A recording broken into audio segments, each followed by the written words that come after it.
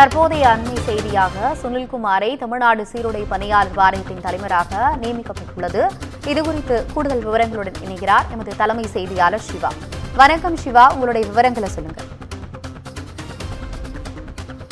பணியாளர் தேர்வு வாரியத்தினுடைய தலைவராக ஓய்வு பெற்ற டிஜிபி சுனில்குமார் நியமிக்கப்பட்டதை ரத்து செய்ய கோரி அதிமுக சார்பில் உயர்நீதிமன்றத்தில் தற்போது ஒரு பொதுநல மனு தாக்கல் என்பது செய்யப்பட்டிருக்கிறது. அந்த பொதுநல மனுவில் சுனில்குமாரை தமிழ்நாடு சீருடை பணியாளர் வாரியத்தினுடைய தலைவராக நியமித்தது பணியில் உள்ள அதிகாரிகளுடைய உரிமையை பறிக்கக்கூடிய செயல் என்று அதிமுக சார்பில் தொடங்கப்பட்டிருக்கக்கூடிய இந்த மனுவில் குறிப்பிடப்பட்டிருக்கிறது.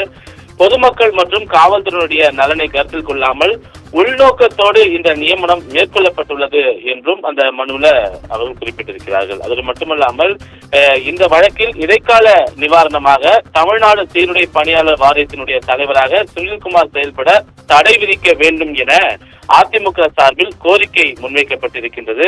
எனவே எதன் அடிப்படையில் சுனில்குமார் அந்த பதவிக்கு நியமிக்கப்பட்டார் என்பது தொடர்பாக விளக்கம் கேட்க வேண்டும் என்றும் நியமனத்தை முழுமையாக ரத்து செய்ய வேண்டும் என்றும் அதிமுக சார்பில் தாக்கல் செய்யப்பட்டிருக்கக்கூடிய இந்த பொதுநல மனுவில் கோரிக்கையாக முன்வைக்கப்பட்டிருக்கின்றது.